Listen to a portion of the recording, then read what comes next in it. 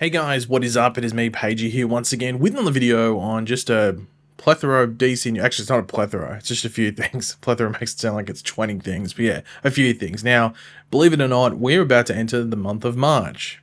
Don't want to be calendar man, but just pointing it out. That's crazy that we're here already, or maybe you're already in it, depending on when you're watching this video. I think when the video comes out, I'll be in March. But anyway, this year is already going by at a crazy fast rate. That's the whole point of that. Now, Superman Legacy is set to start filming this week. I think it might be today from when this video goes out, or at least the day or two after it. I know they're in Norway. I think it is right now. So if they're not starting tomorrow or today, they're at least starting within the next week or so.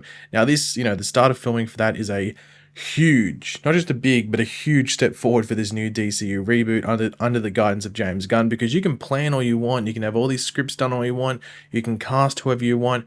We've seen this happen with many movies and many DC movies in years gone by, but as soon as you start filming, that's a big thing. Now, of course, you can film and not come out like Batgirl, but I highly doubt Superman Legacy is going to get shelved for tax reasoning. Now, whether there are set photos from Superman Legacy and all that, it's another question. Sometimes with these big, blockbuster comic book movies that come out, sometimes the area they have to film in is so large that they can, block certain areas. So people getting photos and video just isn't really that high of a chance of happening.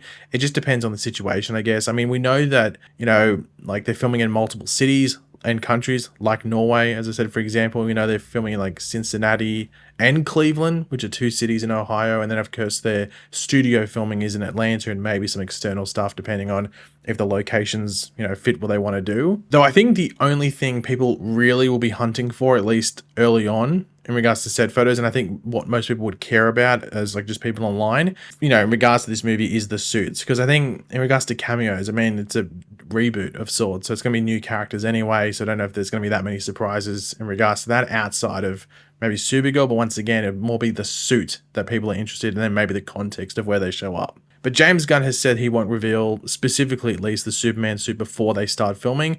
But that doesn't mean before the end of filming. It just means before they start filming, which is this week. So as soon as filming starts, it could be any day that he drops the suit reveal. So maybe when they're about to do a public shoot that they think will, get seen, that could be when they reveal a proper studio photo of it. So it isn't like first revealed through a toaster quality photo from like 200 yards taken on a Motorola Razr from the mid 2000s. They probably want to avoid that, but that's a wait and see, of course. But in the meantime, as Superman Legacy, is about to start, and we maybe wait for some stuff to come out in regards to that, we do have some other DC news to go over. The first thing, or just at least one of the things we're going to go over, is something that we did not get to see in a project gone by, as well as some news for a couple of future projects as well. One of which is coming our way this year in the next handful of months, and another that most likely won't come out until sometime next year, but it might start filming by the end of the year. But of course, let me know in the comment section down below your various thoughts on all this stuff throughout the video. Always curious, and of course, you're going to enjoy the video, drop a like. But let's start with the news for the stuff we did not get to see in a project gone past, and that is involving Green Lantern, more specifically Hal Jordan. Now, of course, we have the Lantern show coming up, which hopefully begins filming by the end of the year, because it's meant to be one of the first TV projects we get. But that's going to have Hal Jordan and Jon Stewart. But, there was a previous HBO Max Green Lantern show that didn't involve those characters. But, one of the things that people were wondering about in regards to Green Lantern was if he was going to show up in the DCEU when there were, like, Green Lanterns, but not any human Green Lanterns as you would expect. But Gerard S. Morantz, hopefully I pronounced that correctly, or Morantz, whichever way you want to put it, he was doing some concept art for Zack Snyder's Justice League, I guess what was originally just going to be Justice League, I guess. I don't know if specifically if it was meant to be for after the Snyder Cut was announced to happen and then there was more stuff done. I think it was from the original 2017 movie when they were filming in 2016. But anyway, he shared some early Hal Jordan Green Lantern concept art for the movie, and he actually attached a quote to it. So while I'm reading it out, I'll show some of the concept art. I had an incredible time working on Justice League. It was such a long time ago, but still remains as one of the most artistically fulfilling jobs of my career. It was a great team of artists working in both the US and the UK. Working with costume designer Michael Wilkinson was wonderful. But as you would have seen, I would have shown some of them, and I'll probably just show a few more as we scroll through here. So this is the concept art for a Hal Jordan Green Lantern that would have shown up in Justice League. Now, if you remember, it was there was like the rumors that like the original end credit scene was Kilowog and another Green Lantern, so a non-human Green Lantern showing up.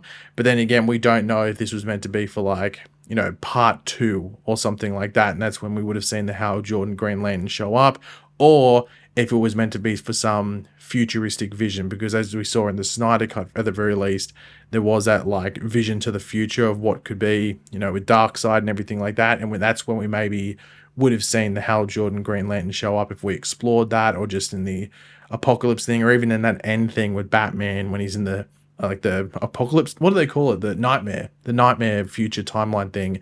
Maybe that's when you see this version of the character show up. Now, of course, in regards to like really trying to place it and putting too much thought into it, it's sort of pointless because there's not going to be any carry on from this. But in regards to the design, I don't mind it. I mean, the only thing I don't like is the last bit where it's like, and I guess it's still, some of the other shots show it as well. I don't really dig the white boots too much and like the white gloves, but outside of that, I think it should be more green, but outside of that, it looks like a fairly decent like Green Lantern design. Just the white like arm, like wrists and hands and calves and feet, just don't know if I dig that. That's just a bit weird to me at the very least. That's just me at the very least. Now, obviously, he said he was working with Michael Wilkinson, who was the costume designer for not only Justice League, but I think he also did Batman v Superman as well, and the suits there. And it makes you really wonder, was there a physical suit made? And is it just lying somewhere in the Warner Brothers archives? Or was this like him working with him just for the concept stuff and nothing really physical was made? But then again, I think Snyder always, even if it wasn't like a practical suit you could actually legitimately move in, at least you could fit into it and you could do some sort of like at least, you know, acting standing still. So I wonder if there was a physical suit made. I wish you could see that just to see how it'd look in live action, but I'd assume that there would have been a lot of shots where it's just a CGI suit.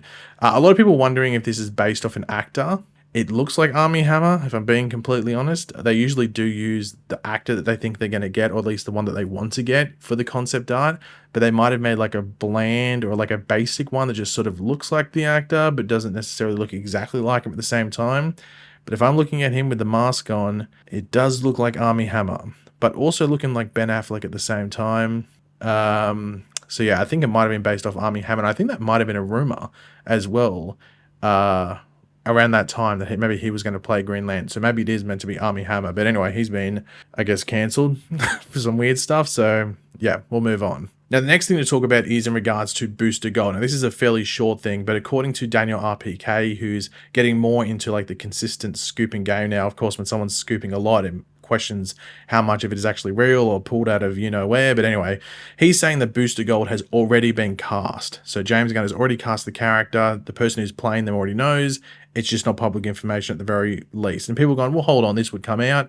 Not really. If, you know, these things can stay, you know, fairly secret, especially if the project itself isn't like in active development or active casting for other roles. So a person can know for a while. We've seen this for a while. I mean, Jason Momoa knew he was Aquaman for, what was it, like a year or something? Or was it like 6 to 8 months before it was announced? And that was when like DC was at a very similar point to what it is now, when they were starting a new universe. There was a lot of interest and, you know, people trying to poke their heads into it and everything like that. So this could 100% be true, and the person is just holding onto the information and not many people know. Now, in regards to this, it wouldn't surprise me too much if they're waiting for San Diego Comic-Con to reveal it, or at least hoping the secret can last that long.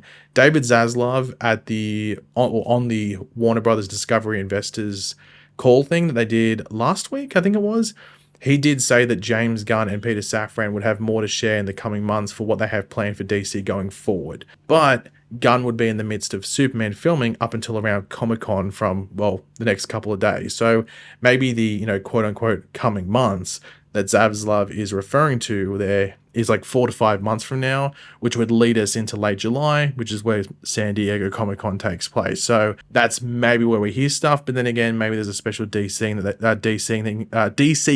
that they put together, which maybe comes out in like 2 months or something. That's like a pre-recorded thing like Gunn released last year, which maybe announces things like this or other projects and stuff like that. But I think if they're going to reveal anything in regards to this, it'll probably be at Comic-Con.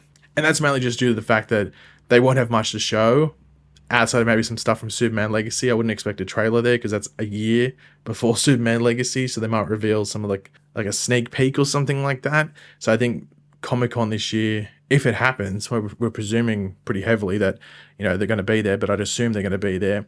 But I think most of it's going to be like revealing cast and things like that, and maybe some visual things as well. Now, a lot of people are wondering who would have been cast. Everyone's checking out, is it Glenn Powell? Is it Chris Pratt? Is it Sean William Scott, which I think is a great casting? I think Sean William Scott would be a really good casting. I don't know. For some reason, I don't see Glenn Powell or Chris Pratt doing it. And the main thing is that it's TV, and I just don't know, especially Glenn Powell. I don't think he would go straight to TV. I think he's trying to focus on movies, and I think Chris Pratt is like, do I have the time to do a TV thing? So I think it might be someone a bit unexpected. I'm not saying it's going to be Sean William Scott, but I'd actually sort of be surprised if it is Glenn Powell or Chris Pratt. But then again, it could easily be those two at the same time if James Gunn's like, hey, it's a 6 to 8 episode series, but then it's movie time after that for this character. But I don't know. We'll wait and see. I love the fan cast of Sean William Scott. I think he'd fit it perfectly, and it's also giving someone that, you know, isn't in the mainstream at the very least now, like Glenn Powell and Chris Pratt, who could get any job that they wanted now. Give it to someone who fits it really well, but also, you know, sort of, you know, needs the work at the same time as well. And the final thing to talk about is Batman Beyond. Yeah. So Will Friedle, I'm not too sure how you pronounce it, but anyway, he voiced Terry McGinnis in the Batman Beyond series, and he is confirmed to return as Terry McGinnis in the voice, in the voice role in part 2 of the Crisis on Infinite Earths movie event, which comes out on April 23rd, so just under 2 months from now. Now, we also know that Kevin Conroy's last work as Batman will be reprising his version of the character from the Batman animated series in part 3. So we're getting the Terry McGinnis return in part 2, and, you know, Kevin Conroy's Batman in part 3 of that movie event. So we should assume there will be some other voice actors reprising their respective role or roles, depending if they voice them multiple times or multiple characters as well. So don't be surprised by that. Now, one big thing is DC news. Is it going to dry up until Comic-Con? I am really only expecting news on Supergirl, to be completely honest, and maybe if there's some castings that come out and they just jump out of there and announce it. You know, they might feel like forced to announce it if they feel it's going to leak or it's in the process of leaking out there, something like that. Now, I did mention that I didn't see the first half of this year being that big on news, or at least the opening quarter, just because of everything that, you know, Gunn was getting prepped to direct. Though people on Twitter felt that wouldn't be the case, and there'd been news coming out every second day or something. But it's sort of falling in line with what I was predicting, where it was going to be pretty silent. And that's just, as I said, because Gunn is doing Superman. If he wasn't busy organizing and prepping to direct, there might be more stuff getting out and like announced and out there because they'd be in the office developing stuff.